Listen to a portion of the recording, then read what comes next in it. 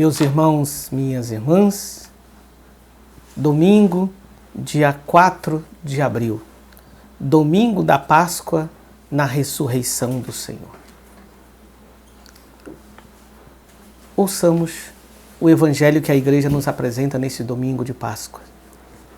João 20, 1 a 9.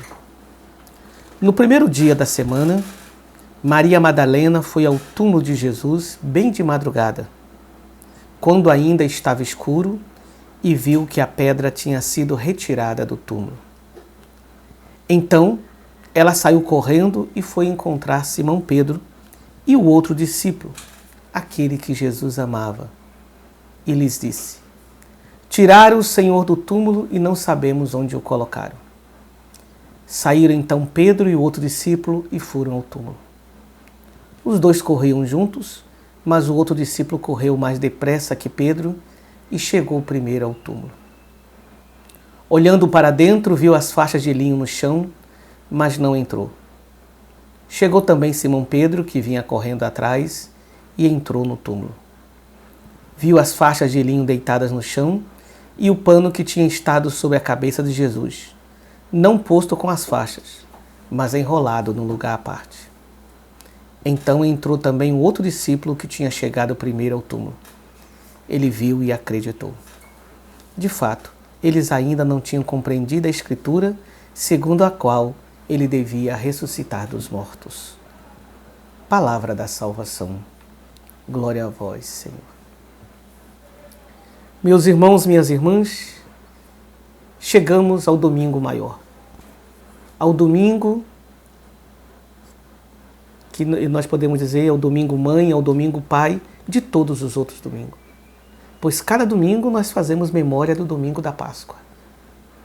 O Senhor morreu e ressuscitou verdadeiramente, conforme as Escrituras. E nós somos testemunhas. Assim, escutamos na primeira leitura, em Atos 10, a nós que comemos e bebemos com Ele, depois que ressuscitou dos mortos. Somos testemunhas. Testemunha é alguém que fala a partir de uma experiência, não a partir de uma teoria.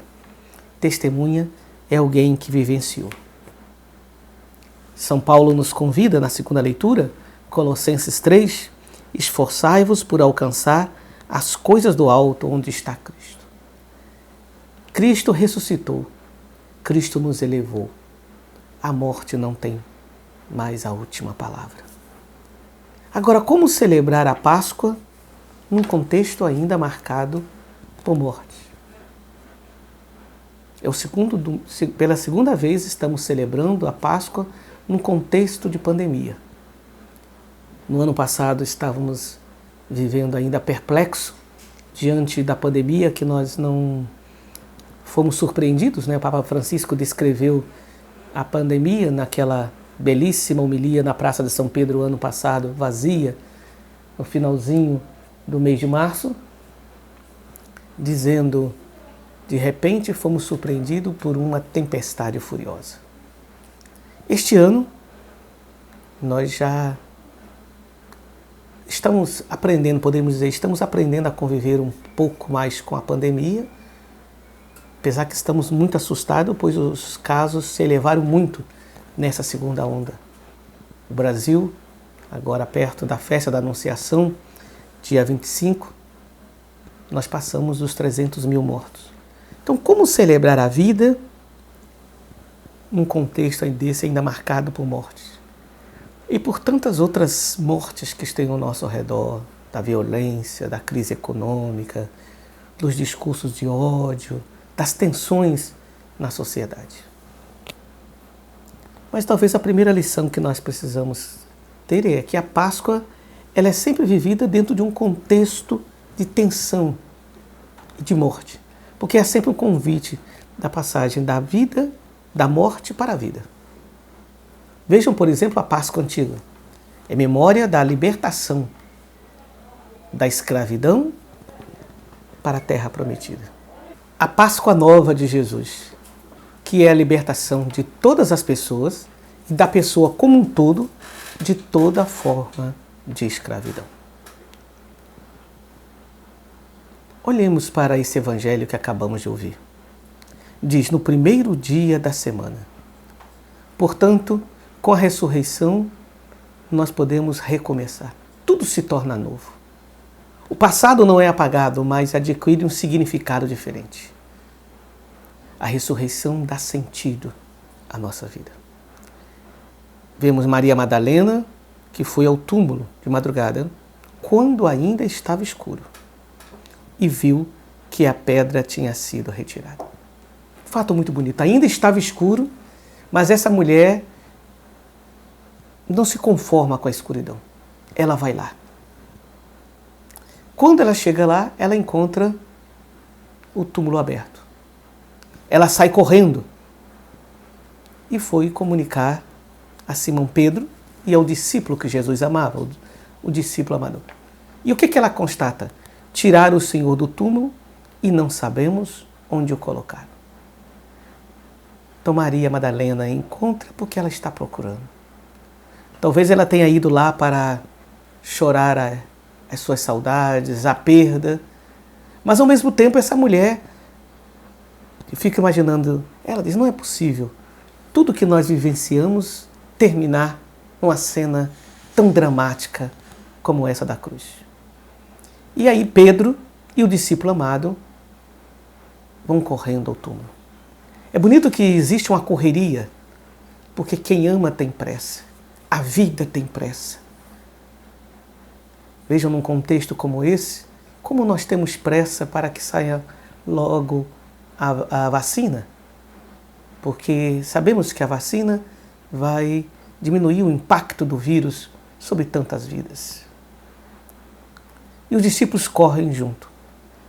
E a vida é como uma correria, minha gente. Ou melhor, mais do que uma correria, ela é uma corrida, é uma maratona. E nessa maratona, cada um imprime o seu ritmo. E por isso um discípulo vai chegar primeiro, o outro vai chegar depois. Mas quando eles chegam, o que eles constatam? Viu as faixas de linho no chão, mas não entrou. Aí chega Pedro. Primeiro foi o discípulo amado que chegou, depois chega Pedro, que vinha correndo atrás e entrou no túmulo. Viu as faixas de linho deitadas no chão e o pano que tinha estado sobre a cabeça de Jesus, não posto com as faixas, mas enrolado num lugar à parte. Aí só depois entrou o discípulo que tinha chegado primeiro. Ele viu e acreditou. Viu o que, minha gente? Viu apenas uns panos dobrados. Os gestos, os sinais da ressurreição são sinais, minha gente, que a gente só pode enxergar com os olhos da fé, com os olhos da esperança, com os olhos do amor. Eles não vão encontrar o ressuscitado falando como eu estou falando aqui. Mas eles estão encontrando o quê?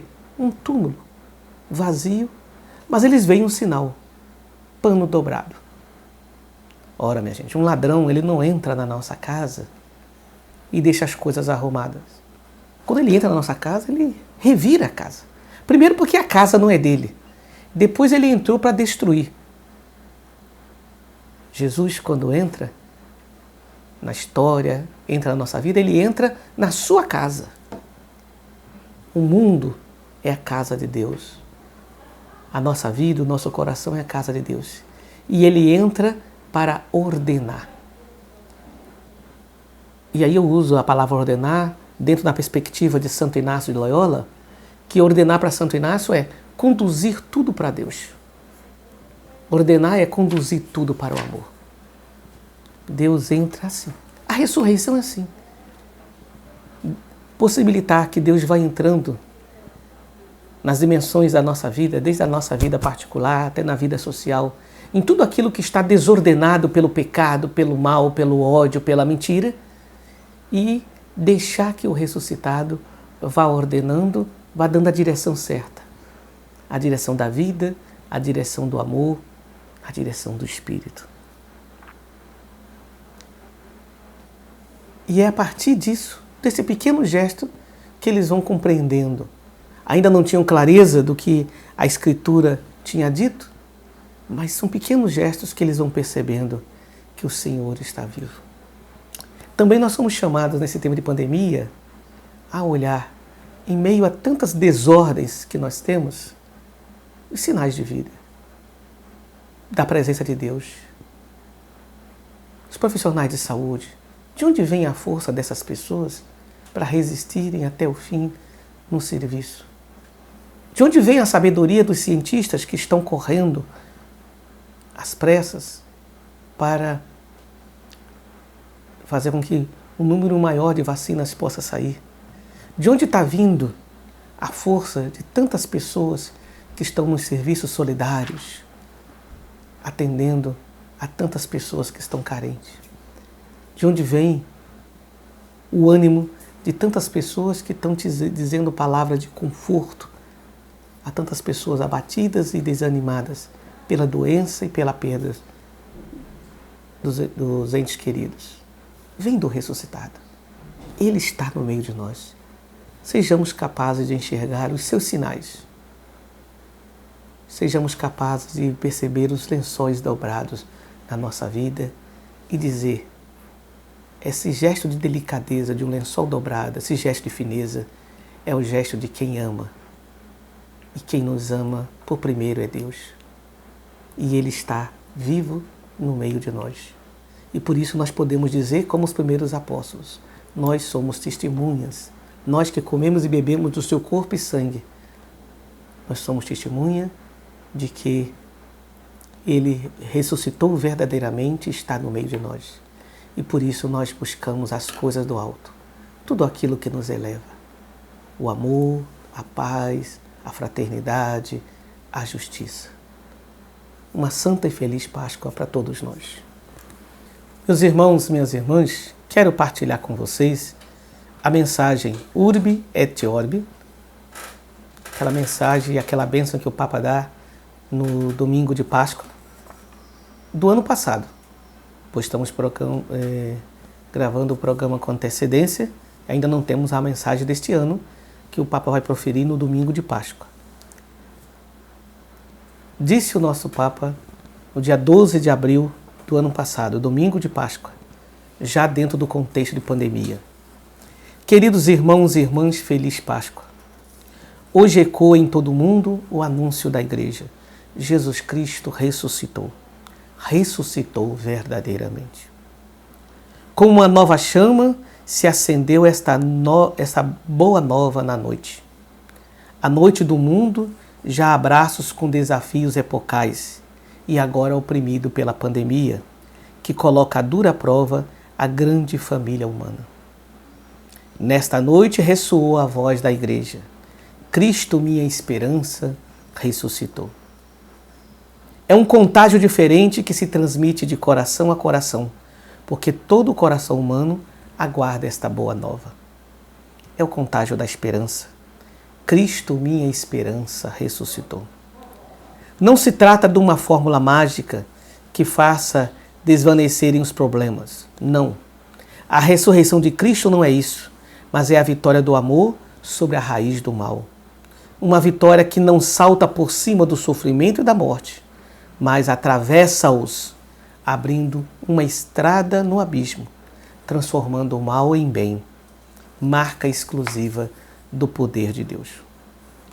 O ressuscitado é o crucificado e não outra pessoa. Indeléveis no seu corpo glorioso, traz as chagas, feridas que se tornaram frestas de esperança. Para ele, voltamos o nosso olhar para que sare as feridas da humanidade atribulada. Hoje eu penso sobretudo em quantos foram atingidos diretamente pelo coronavírus. Os doentes, os que morreram e os familiares que choram a partida dos seus entes queridos e por vezes sem conseguir sequer dizer-lhes o último adeus. O Senhor da vida acolha junto de si no seu reino os falecidos e dê conforto e esperança a quem ainda está na prova, especialmente aos idosos e às pessoas sem ninguém. Não deixe faltar a sua consolação e os auxílios necessários a quem se encontra em condições de particular vulnerabilidade, como aqueles que trabalham nas casas de cura ou vivem nos quartéis e nas prisões. Para muitos, é uma Páscoa de solidão, vivida entre lutos e tanto incômodos que a pandemia está a causar, desde os sofrimentos físicos até os problemas econômicos. Essa epidemia não nos privou apenas de afetos, mas também da possibilidade de recorrer pessoalmente à consolação que brota dos sacramentos, especialmente da Eucaristia e da reconciliação. Em muitos países não foi possível aceder a eles, mas o Senhor não nos deixou sozinhos. Permanecemos unidos na oração, temos a certeza de que Ele colocou sobre nós a sua mão, repetindo a cada um com veemência: não tenhas medo. Ressuscitei e estou contigo para sempre. Jesus, nossa Páscoa, dê força e esperança aos médicos e enfermeiros, que por todo lado oferecem um testemunho de solicitude e amor ao próximo, até o extremo das forças, e por vezes até o sacrifício da própria saúde. Para eles, bem como para quantos trabalham assiduamente para garantir os serviços essenciais necessários à convivência civil, para as forças da ordem e os militares que em todos os países contribuíram para aliviar as dificuldades e tribulações da população, vai a nossa saudação afetuosa, juntamente com a nossa gratidão. Nestas semanas, alterou-se improvisamente a vida de milhões de pessoas. Para muitos, ficar em casa foi uma ocasião para refletir, para parar os ritmos frenéticos da vida, permanecer com os próprios familiares e desfrutar da sua companhia. Mas para muitos outros, é também um momento de preocupação pelo futuro que se apresenta incerto, pelo emprego que se corre o risco de perder e pelas outras consequências que acarreta a atual crise. Encorajo todas as pessoas que detêm responsabilidades políticas a trabalhar ativamente em prol do bem comum dos cidadãos, fornecendo os meios e instrumentos necessários para permitir a todos que levem uma vida digna e favorecer, logo que as circunstâncias o permitam, a retomada das atividades diárias habituais. Este não é um tempo para indiferença, porque o mundo inteiro estará a sofrer e deve sentir-se unido ao enfrentar a pandemia. Jesus ressuscitado dê esperança a todos os pobres, a quantos vivem nas periferias, aos refugiados e aos sem-abrigo. Não sejam deixados sozinhos estes irmãos e irmãs mais frágeis, que povoam as cidades e as periferias de todas as partes do mundo. Não lhes deixemos faltar os bens de primeira necessidade, mais difíceis de encontrar agora que muitas atividades estão encerradas, bem como os medicamentos e, sobretudo, a possibilidade de uma assistência sanitária adequada. Em consideração das presentes circunstâncias, sejam brandados também as sanções internacionais que impedem os países visados de proporcionar apoio adequado aos seus cidadãos e seja permitido a todos os estados acudir às maiores necessidades do momento atual, reduzindo, se não mesmo perdoando, a dívida que pesa sobre o orçamento dos mais pobres. Este não é um tempo para egoísmos, pois o desafio que enfrentamos nos une a todos e não faz distinção de pessoas. Dentre as muitas áreas do mundo afetadas pelo coronavírus, penso de modo especial na Europa. Depois da Segunda Guerra Mundial, este continente pôde ressurgir graças a um espírito concreto de solidariedade que lhe permitiu superar as rivalidades do passado. É muito urgente, sobretudo nas circunstâncias presentes, que tais rivalidades não retomem vigor. Antes, pelo contrário, todos se reconheçam como parte de uma única família e se apoiem mutuamente. Hoje, à sua frente, a União Europeia tem um desafio epocal, de que dependerá não apenas o futuro dela, mas também o do mundo inteiro. Não se perca esta ocasião para dar nova prova de solidariedade, inclusive recorrendo a soluções inovadoras. Como alternativa, resta apenas o egoísmo dos interesses particulares e a tentação de um regresso a um passado, com o risco de colocar à dura prova a convivência pacífica e o progresso das próximas gerações. Este não é um tempo para divisões. Cristo, nossa paz, ilumine a quantos têm responsabilidade nos conflitos, para que tenham a coragem de aderir ao apelo a um cessar-fogo global e imediato em todos os cantos do mundo.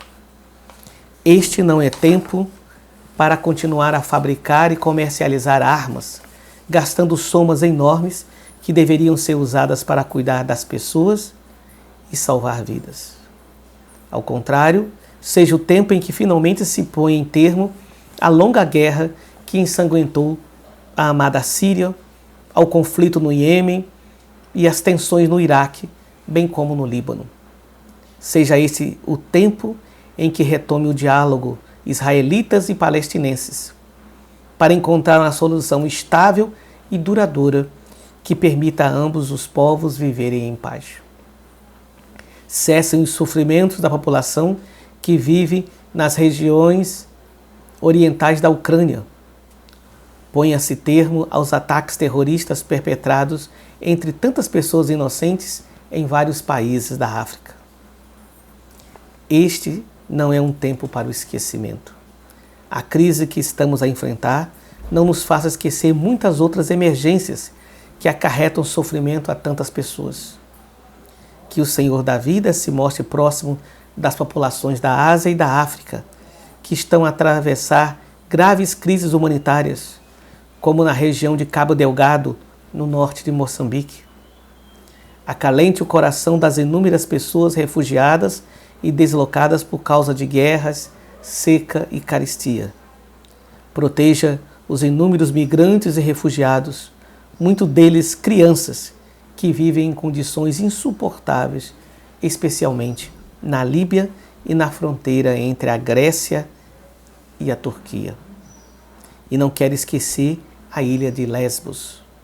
Faça que na Venezuela se chegue a soluções concretas e imediatas, destinadas a permitir a ajuda internacional à população que sofre por causa da grave conjuntura política, socioeconômica e sanitária. Queridos irmãos e irmãs, verdadeiramente palavras como indiferença, egoísmo, divisão, esquecimento não são as que queremos ouvir neste tempo. Mas queremos bani-las de todos os tempos. Aquelas parecem prevalecer quando em nós vencem o medo e a morte, isto é, quando não deixamos o Senhor Jesus vencer no nosso coração e na nossa vida. Ele, que já derrotou a morte, abrindo-nos a senda da salvação eterna, dissipe as trevas da nossa pobre humanidade e introduza-nos no seu dia glorioso que não conhece ocaso. Com estas reflexões, gostaria de vos desejar a todos uma Páscoa feliz. Então esta é a mensagem Urbi et Orbi da Páscoa do ano passado. Tradicionalmente o Papa não faz homilia no domingo de Páscoa, mas faz essa mensagem para Roma e para o mundo. Urbi et Orbi. Mensagem de um ano atrás, tão atual, pois continuamos no mesmo cenário de pandemia, mas o ressuscitado também é tão atual. Ele é aquele que era, aquele que é, aquele que sempre será. Meus irmãos, minhas irmãs, quero partilhar com vocês a minha agenda litúrgica da semana. Sábado Santo, às 19 horas, na Matriz de São José, com as 7 paróquias da cidade de Caicó, estaremos celebrando a Vigília Pascal online. Vocês podem acompanhar pelas redes sociais das paróquias da cidade de Caicó. Domingo de Páscoa, presidirei a Eucaristia no Santuário do Rosário às 8h30, no nosso seminário às 11 horas da manhã e às 18 horas na Fazenda da Esperança. Segunda-feira, dia 5, às 19 horas, estarei presidindo a Eucaristia da dedicação do altar de Serra Negra do Norte. Terça-feira, dia 6, às 19 horas, estarei presidindo a Eucaristia da posse canônica do novo pároco e do novo vigário de Cruzeta. Padre Givanildo e Padre Estevo. Quarta-feira, às 19 horas, estarei presidindo a Eucaristia da posse canônica de Padre Fabiano como pároco em Jardim do Seridó. Quinta-feira, às 19 horas, estarei presidindo a Eucaristia em Serra Negra, dando posse ao novo pároco de Serra Negra, Padre Carlos Eduardo. E sexta-feira, dia 9, estarei em Acari, presidindo a Eucaristia, onde será dada posse ao novo pároco de Acari, Padre Emanuel. Então, uma semana com uma dedicação e 4 posses canônicas. Esta é a minha programação litúrgica da semana. Rezemos pelos aniversariantes do nosso clero. Neste domingo, dia 4, aniversário de ordenação de Padre Carlos Henrique de Jesus Nascimento, que mora no nosso seminário, é professor no seminário e acompanha a Câmara Eclesiástica. Segunda-feira, dia 5, aniversário de ordenação do Padre Stanley Lopes Dantas, vigário de Jardim do Seridó. E dia 6, aniversário natalício do diácono Gilmar Donizete Ferreira da Fonseca, diácono da paróquia de Santo Estevão. O aniversário de Padre Stanley não é de ordenação, é aniversário natalício. Concluamos esse nosso programa rezando a oração própria deste domingo de Páscoa. Ó Deus, por vosso Filho unigênito, vencedor da morte, abriste hoje para nós as portas da eternidade. Concedei que, celebrando a ressurreição do Senhor, renovados pelo vosso Espírito, ressuscitemos na luz da vida nova. Por nosso Senhor Jesus Cristo, vosso Filho, nosso irmão, na unidade do Espírito Santo. Amém. O Senhor esteja sempre convosco, Ele está no meio de nós.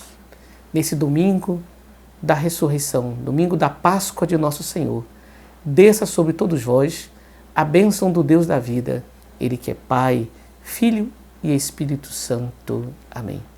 Permaneçamos em paz e que a alegria do Senhor seja a nossa força. Amém. Uma feliz Páscoa para todos vocês.